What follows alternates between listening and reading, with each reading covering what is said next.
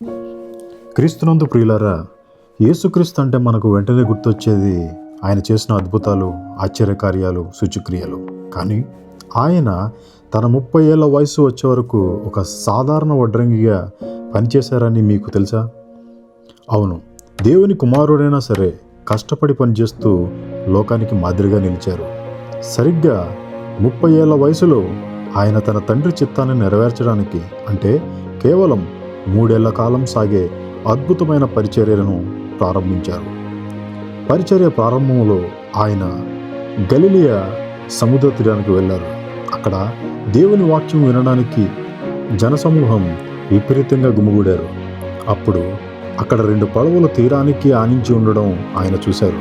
అందులో ఒకటి సీమోనుది, మరొకటి పేతురుది. జనం మీద పడకుండా అందరికీ వాక్యం వినిపించాలని యేసుప్రభు వారు పేతురు పడవ ఎక్కారు. అప్పుడు యేసయ్య, సీమోను, ఈ పడవను కొంచెం దరి నుండి లోపలికి నడిపించు అని అన్నారు. అలా పడవలో కూర్చుని ఆ నీటి అలల మధ్య నుండి ప్రజలందరికీ పరలోక రాజ్య మర్మాలను బోధించారు. బోధించడం అయిపోయిన తర్వాత యేసు ప్రభు వారు పేతురు వైపు చూసి ఒక వింతైన మాట చెప్పారు. నీ పడవను లోతునకు నడిపించు అని, చేపల వేట కోసం మీ వలలు వేయండి అని అన్నారు. దానికి పేతురు ఏమన్నాడో తెలుసా?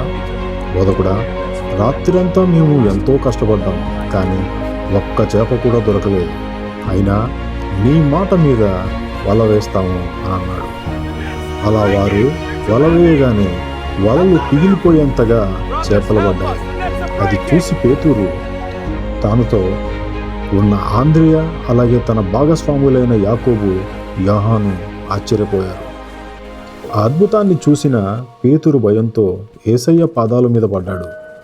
అప్పుడు యేసుప్రభు వారు ఎంతో ప్రేమతో ఆ నలుగురిని చూస్తూ తన పరిచర్యలో తోడుగా ఉండమని పిలిచారు.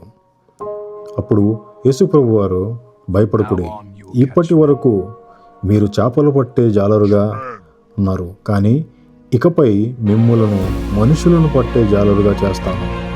ఆ మాట వినగానే వారు తమ పడవలను, వలలను వదిలేసి యేసయ్య వెంట నడిచారు. లోకాన్ని మార్చే ప్రయాణం అలా మొదలైంది. ఈ అద్భుతమైన చరిత్ర మనకు నేర్పేది ఒకటే ప్రియులారా, యేసయ్య మాటను నమ్మి లోతుకు వెళ్తే మన జీవితాల్లో కూడా అద్భుతాలు జరుగుతాయి. ఈ వీడియో మీకు నచ్చితే లైక్ చేయండి, మీ అభిప్రాయాన్ని కామెంట్ రూపంలో మాకు తెలియజేయండి. మరిన్ని బైబిల్ సత్యాల కోసం, ఆత్మీయ సందేశాల కోసం మా ఛానల్ ఇప్పుడే సబ్స్క్రైబ్ చేసుకోండి. మళ్ళీ వచ్చే వీడియోలో కలుద్దాం.